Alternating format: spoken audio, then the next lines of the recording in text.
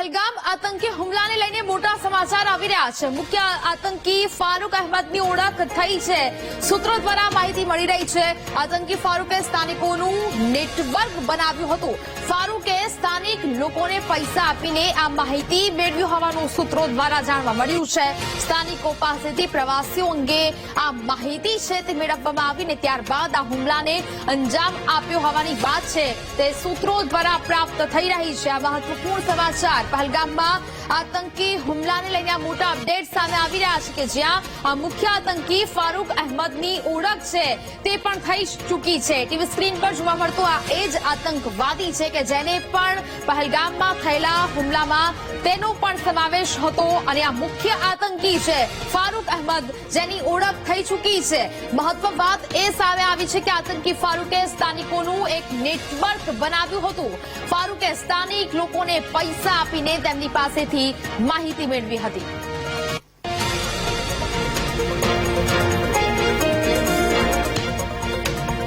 તો ભારતની સૈન્ય કાર્યવાહીના ડરથી બેબાકડું બન્યું છે પાકિસ્તાન અને હવે પાકિસ્તાનના મંત્રીએ રાત્રે 2 વાગે પત્રકાર પરિષદ યોજીને દહેશત વ્યક્ત કરી છે। ભારત સૈન્ય કાર્યવાહી કરશે તેવી આશંકા વ્યક્ત કરવામાં આવી છે। પાકિસ્તાનના સૂચના મંત્રી અતાઉલ્લાહ કરારે 2 વાગે આ પત્રકાર પરિષદ યોજી ભારત 36 કલાકમાં પાકિસ્તાન પર હુમલો કરશે તેવી પાકિસ્તાનને ભીતિ છે। ભારત 36 કલાકમાં પહલગામનો બદલો લેવા માટે હુમલો કરશે તેવી પત્રકાર પરિષદ અતાઉલ્લાહ દ્વારા કરવામાં આવી છે। पाकिस्तान के पास मुस्तनद इंटेलिजेंस इतलात हैं कि अगले 24 से 36 घंटों में पहलगाम वाकये से जुड़े बेबुनियाद और खुद साख्ता इल्जामात को बुनियाद बनाकर भारत पाकिस्तान के खिलाफ फौजी कार्रवाई करने का इरादा रखता है। તો આતંકીઓનો ખાત્મો કરવા માટે ભારતીય સેનાને હવે ખુલ્લી છૂટ આપી દેવામાં આવી છે। આતંકી હુમલા વિરુદ્ધ કાર્યવાહી કરવાનો નિર્ણય હવે સેના કરશે। સેના નક્કી કરે કેવી રીતે જવાબ આપવો તેવું પ્રધાનમંત્રી મોદીએ કહી દીધું છે। જવાબી કાર્યવાહી કરવાની સેનાને સંપૂર્ણ છૂટ પ્રધાનમંત્રી દ્વારા આપી દેવાઈ છે। આતંકી હુમલાનો જવાબ કેવી રીતે આપવો તેનો નિર્ણય હવે સેના કરશે। ટાર્ગેટ અને સમયનો નિર્ણય પણ હવે સેના કરશે। ઓપરેશનનો નિર્ણય સેના કરશે અને હવે પ્રધાનમંત્રીએ ખુલ્લો દોર છે તે આ સેનાના વડાઓને આપી દીધો છે કે કેવી રીતે જવાબી કાર્યવાહી કરવી અને કેવી રીતે પાકિસ્તાનને બરાબરનો પાઠ ભણાવવો, કારણ કે હજી પણ પાકિસ્તાન પોતાની નાપાક હરકતોમાંથી બાજ નથી આવી રહ્યું અને હવે ઓપરેશનનો નિર્ણય સેના કરશે તેવું પ્રધાનમંત્રીએ ખુલ્લો દોર આપ્યો છે।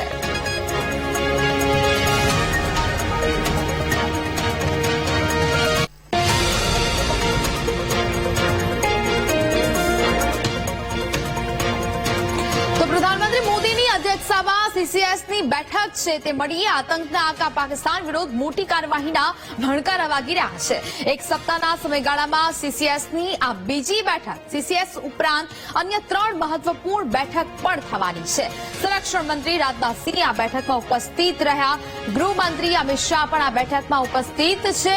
પાકિસ્તાન વિરુદ્ધ હવે કોઈ મોટી કાર્યવાહી કરવાના ભણકારાઓ છે તે વાગી રહ્યા છે, કારણ કે હવે આ સીસીએસની ખૂબ મહત્વપૂર્ણ બેઠક છે તે અહીંયા જોવા મળી રહી છે, જેમાં સંરક્ષણ મંત્રી રાજનાથસિંહ પણ ઉપસ્થિત જોવા મળી રહ્યા છે। ગૃહમંત્રી અમિત શાહ પણ આ બેઠકમાં ઉપસ્થિત રહ્યા।